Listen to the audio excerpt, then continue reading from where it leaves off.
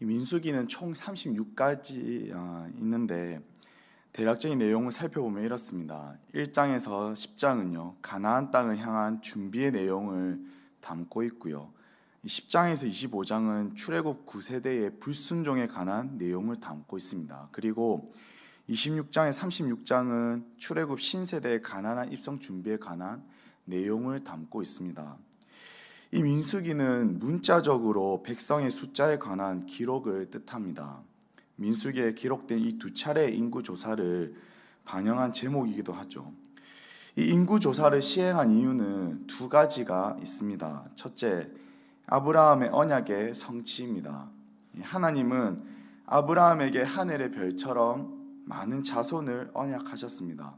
그래서 민수기의 인구 조사는 이 언약이 성취되었음을 입증하죠. 둘째로는 전쟁 준비입니다. 싸움에 나갈 수 있는 군인의 숫자를 파악하는 것은 전쟁을 준비하는 기본 단계이죠. 그래서 인구 조사에서 가장 두드러진 지파가 있다면 유다 지파입니다. 유다 지파는 12지파 가운데 가장 숫자가 많을 뿐만 아니라 가장 앞장서서 이스라엘을 이끕니다. 그래서 이것은 예수님께서 유다 지파의 후손으로 오실 것을 넌지시 암시하는 의미일 수도 있습니다. 또한 이 레위 지파는 인구 조사에 포함되지 않았는데요. 이는 전쟁에서 제외되었음을 말해줍니다. 대신 그들에게는 더 중요한 역할이 주어졌는데요. 그것이 무엇인가? 성막, 즉 하나님의 지상 보좌를 보필하는 임무입니다. 이스라엘의 승리는 하나님의 도움에 달려 있기에 하나님의 임재를 상징하는 성막을 책임지는 일은 그 어떤 역할보다도 중요했죠. 이렇게 인구 조사 후 이스라엘의 진영 형태를 2장에서는 보여줍니다. 진영의 한가운데에 성막이 위치하고 12지파를 그 성막을 둘러싼 모습임을 2장에서는 잘 나타내고 있습니다. 이는 이스라엘이 하나님의 군대라는 사실을 잘 보여주는 대목이죠. 그리고 이때 12지파의 진영이 성막으로부터 멀리 떨어져야만 했는데요. 레위인 외에는 누구도 성막 가까이는 올 수 없었습니다. 이스라엘이 두렵고 떨림으로 하나님을 경외해야 한다는 사실을 나타내는 것이죠. 그리고 민수기 3장에서는 레위 자손의 인구 조사가 진행됩니다. 이 레위인은 1개월 이상 된 남자를 계수하였는데 그 총계는 22,000명입니다. 그런데 중요한 것은 전쟁에 직접 참여하지 않는 레위 자손을 왜 계수했냐는 겁니다.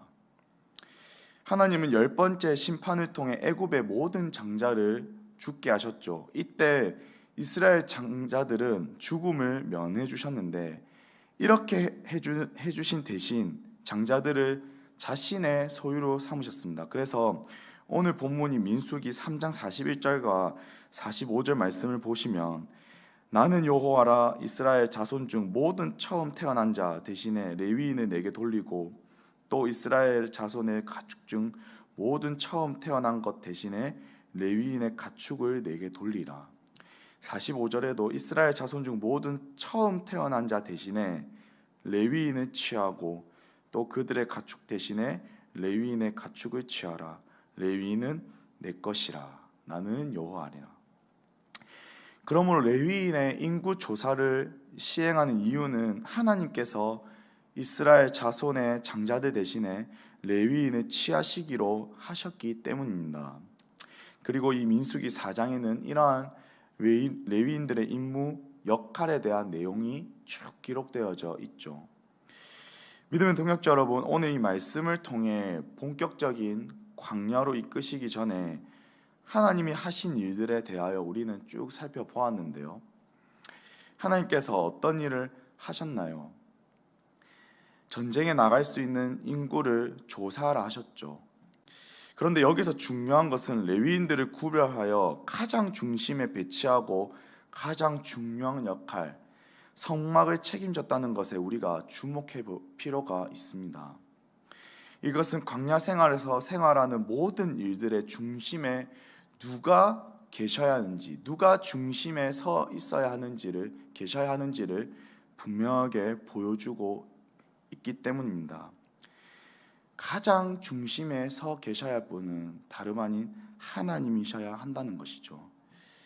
전쟁을 해도 이스라엘은 하나님의 군대로서 전쟁을 하는 것이고, 행진을 하더라도 이스라엘은 하나님의 중심으로 행진해야 하는 하나님의 군대임을 분명히 말씀하고 계시다는 겁니다. 그러므로 믿음의 동역자 여러분, 오늘 하루 살아갈 때에 우리는 이 삶 가운데서 무엇을 중심에 두며 살아가는지는 매우 중요합니다.